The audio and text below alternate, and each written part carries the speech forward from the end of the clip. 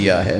رسول اللہ صلی اللہ علیہ وسلم نے فرمایا یا معشر القراء استقیموا فقد سبقتم سبقا بعیدا فإن اخذتم یمینا وشمالا لقد ضللتم ضلالا بعیدا۔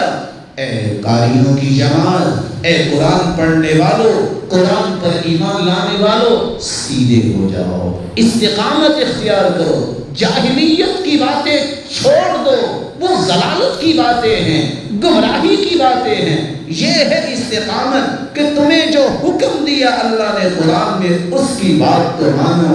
اگر تم نے دائیں بائیں کی بات کی طرف توجہ کی تو تم اسی گمراہی میں واپس چلے جاؤ گے۔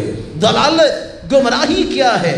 جاہلیت کی باتیں اور ضلالت کی باتوں کو چھوڑنا، یہ سود، یہ اپنے فخر کرنا، اپنے ماں باپ کے نام کو بلند کرنے کی کوشش کرنا، صرف ریاکاری کی وجہ سے، فخر کی وجہ سے، اور انہی کے ترانے گانا، قومیت کے نعرے لگانا، عصبیت کو بلند کرنا، بغض و حسد کو فروغ دینا، یہ جاہلیت کی باتیں ہیں۔ جاہلیت کو چھوڑنا یہ استقامت ہے۔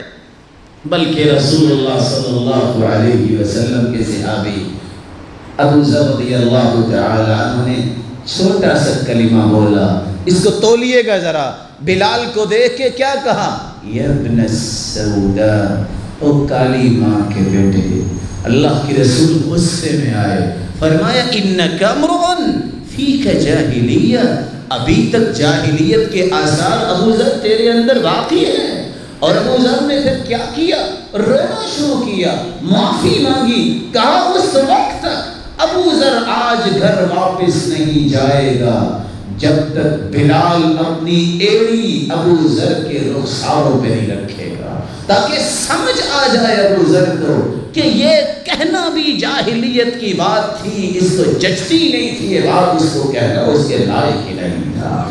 رسول اللہ صلی اللہ علیہ وسلم نے استقامت پر صحابہ کرام کو پابند کرنے کے فرامین جاری کیے۔ اس لیے امام ابن تیمیہ رحمۃ اللہ علیہ فرمایا کرتے تھے اعظم الکرامہ لزوم الاستقامہ، سب سے بڑی کرامت والا شخص وہ ہے جس کو اللہ نے استقامت پر پابندی دے دی۔